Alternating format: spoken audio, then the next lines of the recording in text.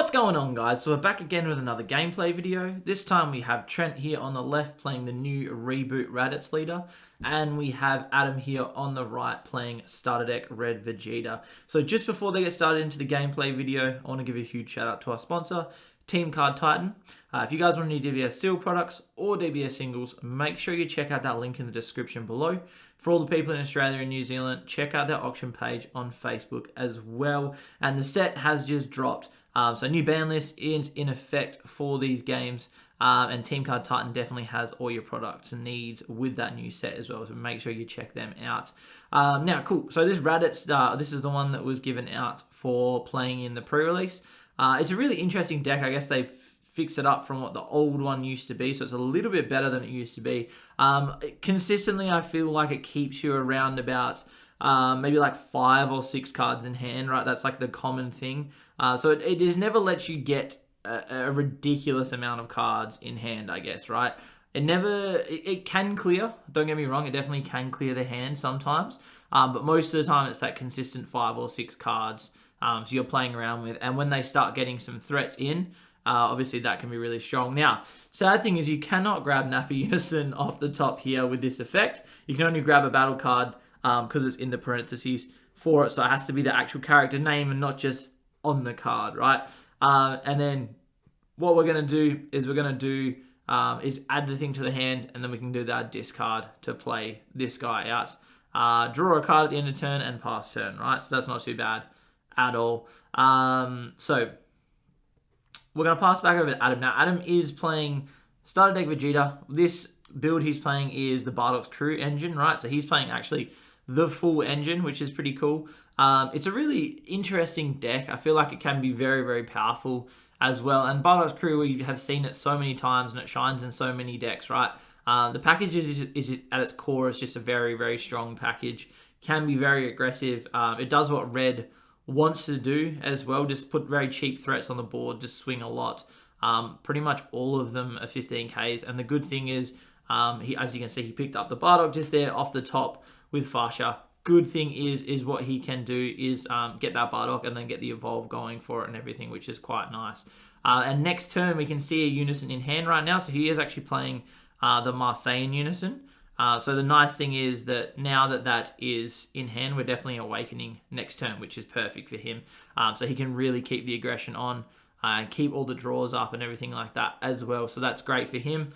And pretty much all this deck does, it either takes life or it searches. So it kind of replaces itself with each card that he actually plays, which is quite nice. So we're going to grab a Nappa super combo, which is a great super combo for this deck. Obviously, being able to search any super combo at any time is always good.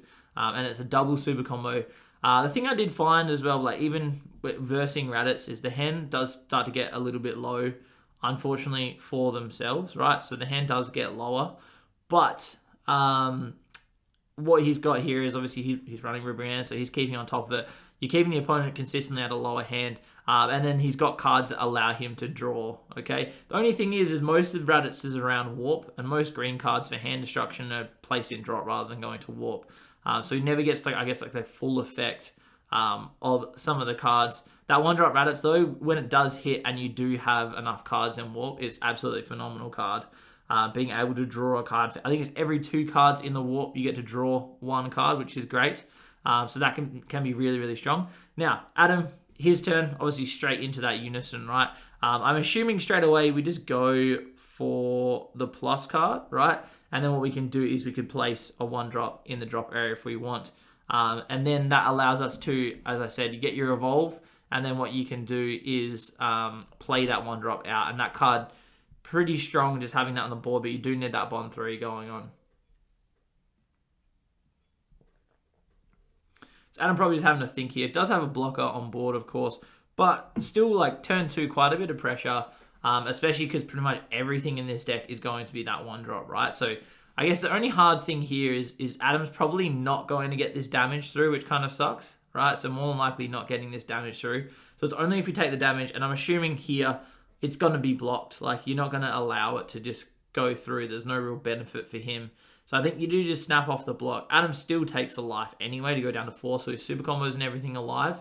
And I can see a Raditz super combo in hand, so it's 15. Looks like we're just going to combo a draw ape. So that's another card that's great to kind of keep that hand advantage up a little bit, right? And that's the ideal thing. So what I'd probably say here, right, it may just be worth, rather than giving him cards, it may be worth just swinging into the board here, just trying to clear it a little bit. Because then if he wants to use this Napper, again, I feel like that's pretty beneficial to you. You've got it off the board really fast, so that's not too bad at all. So just keeping that pressure on, because Trent does want to take life. I mean, he does want to get cards in hand at the end of the day, because as I said, his hand can start to get low if he doesn't start doing that himself. But I reckon what will happen is Adam will consistently stay around about 5 to 6 cards in his hand once the hand destruction starts kicking off a little bit more. So passing back over to Raditz, this is usually the unison turn, and ideally this is the unison turn. And we see one charged, right? So the fact that we've got one charged just there makes me feel like we have another one in hand. So I'm hoping what we're going to do is we're going to get the unison out, and then we're going to get our awaken straight away from that one. And I guess that's the other good thing about this deck is now it's got alternate awaken conditions. So your opponent can't just stall you out or anything like that. You can awaken a lot quicker than what you used to be able to, which is quite nice, right? So I think we're swinging. No, we're not swinging yet. Looks like we're using leader effect. Yep, sorry. Using leader effect. And then I'm assuming we want to try to clear that Bardock as soon as possible. We don't really want to just leave the target on the board if we can avoid it, because that's how Adam is going to start amassing quite a bit of advantage on the board. So he's going to get to play out quite a few cards once he does that evolve. And then crit's going to start coming in as well, swinging into the face, which is rather strong too. So I'm assuming all of this is going to start going into this Bardock, right? And in Adam's position, it's probably worth, unless he has a really good like negate, just letting it go. If he can replace it, right? Depends what he's got in hand. But he obviously doesn't want to waste too many cards for it, knowing that this is a hand destruction deck. So Raditz swinging into leader. It's at this point you wish you ran some black cards in a red deck, right? So you can start putting some black cards in the warp so they're not getting that effect on the back as often. I'm assuming, yeah, we're just going to take the Piccolo unison, looks like here. So I assume Adam prioritizes more this Marseillan unison for his deck, which is fair enough. He can obviously start to fuel what he needs to in the drop area, so he can start playing things out with his Bardock as well. So it looks like we're going to pay 1 energy for the Raditz, take a life, and we're going to get rid of the Farsha just here. And again, that can kind of switch off a bit of that bond going into that next turn once again, because you do need your bond 3. So we need to get quite a board going right now. So interesting to see what he actually does here. I'm surprised. I'm assuming he didn't have a unison in hand, but I am surprised that he didn't go for his awaken, knowing that a lot of the cards he's going to play are more than likely going to be 1 cost. So there can be quite a bit of aggression coming in here, and the blocker's tapped down as well, right? So a lot of aggression. It'd be good to be a 15k because then you can just protect yourself a lot easier against like the multiple swings you can get with this deck, right? So as I said, Adam charging, it looks like a unison here, prioritizing the Marseillan unison instead. So he obviously prefers that one over the Piccolo Jr. at this point. And so we're going to go for this regular swing into leader. As I said, probably it'd be good to start swinging into the board. So I think we're going to +1, which then allows us placing one from deck in drop area, right? So he's probably just having a check, figuring out what he wants to do, and then he gets to draw a card. So it looks like he's not choosing anything. And then we're going to swing in. Now, I'll probably just get rid of this blocker here. Just clear the board where we can. If we can start building up more of a board, though, it is ideal, I guess. So it looks like we're going to Shocking Death Ball here, paying 1 energy, negating, not being able to KO anything, sadly. But we are going to hit the Farsha here. Definitely going to hit a Bardock off the top. I saw it, I think it's a second card, but it looks like he's got a couple in there. And we've got 5 costs. So I guess the only downside, really, which isn't that much of a downside to the 5 costs, is that it's a 1 cost combo, right? Which I guess commonly in this deck, you want to have as many 5Ks as you can, because you are going to be pretty aggressive with this deck, right? So 5Ks is always nicer. So I think Adam's choosing to leave that in the deck, knowing that he has got one in hand that he can just play out. The good thing as well is he probably wants to do it soon if he can. So if he has a chance to do it soon, it just means that the freezer counterplay isn't live right now as well. So it could be worth going for the tap out if he feels quite safe going into the next turn, right? Which he does have a super combo in hand. I'm not too sure if he's got like testing the opposition or something along those lines in hand as well, which I am hoping we do have that. So it looks like we're just going to swing in to leader this here. Look at that. So that's nice and sneaky. So we swing into leader. We get the minus on the Vegeta, and then we set up our Bond 3 just here as well, which is awesome, right? So we've now set up our Bond 3, which is great. Gone to 15. Obviously, we've Nappa super comboed out, so that comes to the board, which is quite nice for him. But at the same time, I still feel like that's valuable for Adam. Now, if I was Adam, I probably would just swing in the Goku into the blocker, right? Because you want these crits to start hitting if we can. Or you go for your evolve here if you really wish as well, and then you can pump the guys. I can't remember if it has to be on the attack or it's on the play that it actually pumps. It may be on the attack, so you may not get the pump there, sadly, but I still think it protects that Bardock on the board. So we're swinging into, it looks like leader instead, which is surprising to me. I thought we'd probably start going after the blocker, just get that off the board so we can start putting some other damage through. He obviously does have another Bardock in hand as well. We know that for a fact because we saw him pick it up too. So he probably feels it's not too bad if he just loses his Bardock. But I definitely think the Chain Attack Bardock's probably one of the best cards in the deck. Being able to swing crit and this minus something quite heavily is definitely valuable for this deck, right? It gives you that control, puts the pressure, denies the opponent resources. But as I said, look, over the course of this game, I would say Adam's going to have 5 to 6 cards in hand, right? Which is exactly what he's got right now. So more than likely, surely here we're going to see a Unison, right? I'd be surprised if we didn't see a Unison come down, at least one. I would say that we need to establish it if we can, because that's going to give us that consistent warp every turn. So that's a warp 2 every turn, because we're going to swing with leader, warp something, and then use the +1 on Nappa as well to warp something as well. So warping 2 cards from hand every turn, I think, pretty important. So let's see. We're paying 3. I'm assuming this is it. Yep, there we go. So we are going to actually get the Nappa out onto the board here, which is exactly what we need, I think. Because you go your +1, you're going to get your Awaken off, right, as well. But yes, go your +1, and then we're going to be able to get our two warps in, right? So it's going to keep the hand a little bit lower. So I'm assuming here probably swinging into, I would say Chain Attack potentially, right? Just getting that off the board as soon as possible is definitely valuable. Just to, like, I guess, you take away the bond effect as well if it just dies.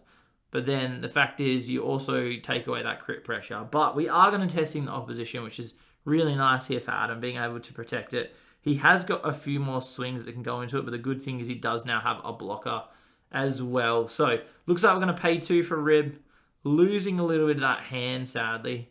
They are going to the drop area, not the warp, so making sure, because that is very important in this deck as well, right?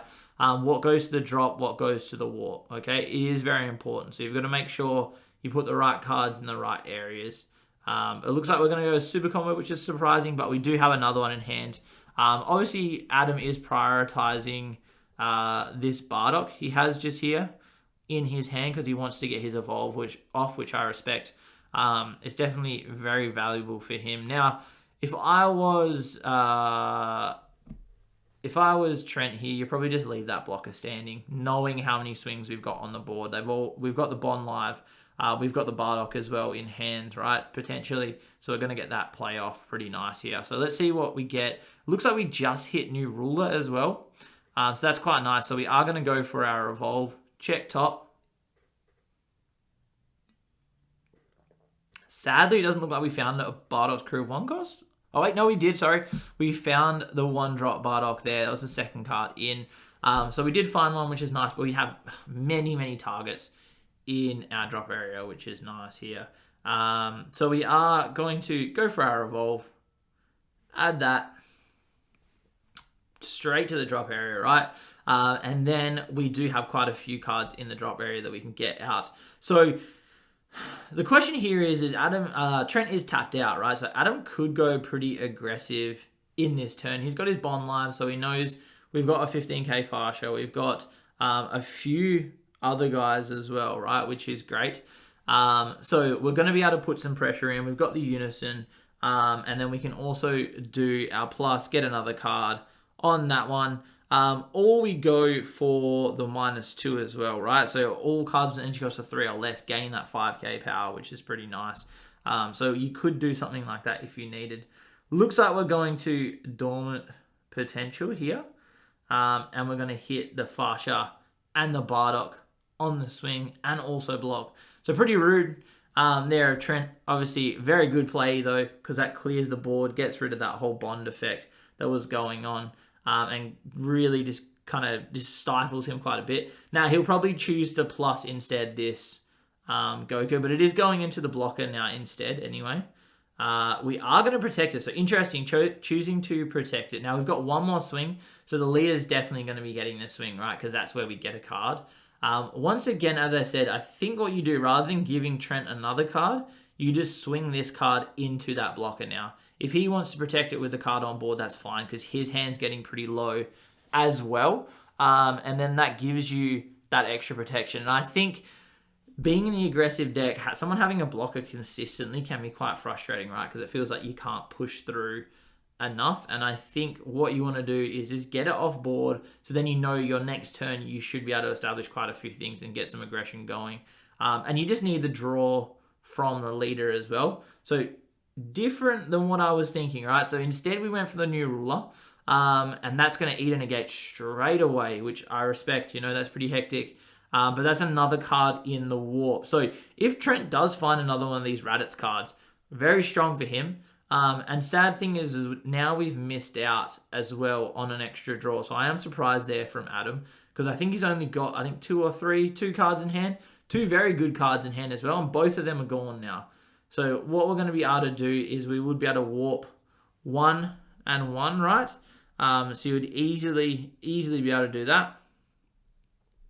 But now we're gonna, I would assume we go the warp 2. It looked like he was gonna go the -2. So what you can do is you can choose 2 battle cards, energy cost greater than or equal to their current energy, and KO them, right? So it's -2. Pretty good, pretty strong effect.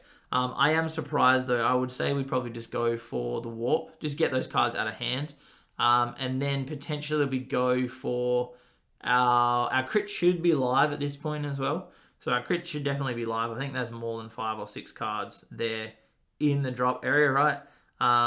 So we could potentially gain our triple attack as well if we wish. If he feels like he can put some pressure on, because Adam has only got 1 card in hand. So this swing here, we're losing that card regardless, right? So he's not going to have anything to defend. That attack's definitely going through. And then you've got 2 more attacks with the Raditz plus whatever else you've got on the board as well. So I think you should be able to close out the game quite comfortably with the triple attack. But let's see what we're gonna do here. So we have hit, it looks like, the Vegeta for 2 energy, and then we're gonna hit a monkey for 2 energy as well. And Trent going hard here. It looks like thinking about tapping out. Which is always scary against an aggro deck, I feel like, right?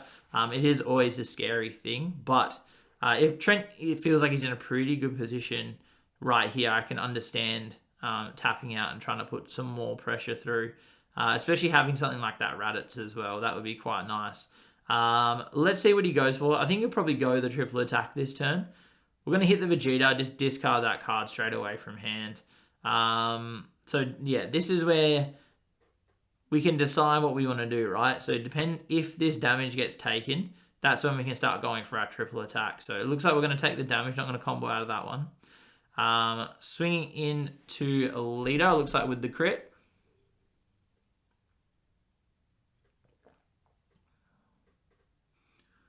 All right, so warping 1, comboing board. So surprising. That's why I'm a bit shocked that we didn't go for maybe that swing first and then put just a 5k behind it, make sure we hit it. But it looks like we're going to put some pressure through. I think Adam's at 2 right now. Nope, just at 1. Okay, so there we go, guys. So Raditz taking that one. He was also able to play out into the Toa as well, which was quite nice. So he had that extra discard if he wished to. So that was quite nice there. Raditz doing what it needed to do. Obviously, as I said, kind of keeping around that 5 to 6 cards in hand. It never clears like crazy. Like there are some games where it does, where right at the end, we get that clear. But it consistently keeps you around about 5 to 6 cards in hand, which can be quite frustrating for many decks that don't draw a lot of cards. But again, Vegeta doing exactly what it needed to as well, trying to get that aggression on as much as possible. The Bardock's crew is always great as well, right? So Bardock's crew was keeping up the pace quite a bit, putting on some pressure. Unfortunately, Trent was able to block quite a few things and protect himself, so we didn't get to see it crack off too crazy, but it still did do what it needed to do, all right? Hope you guys enjoyed the video.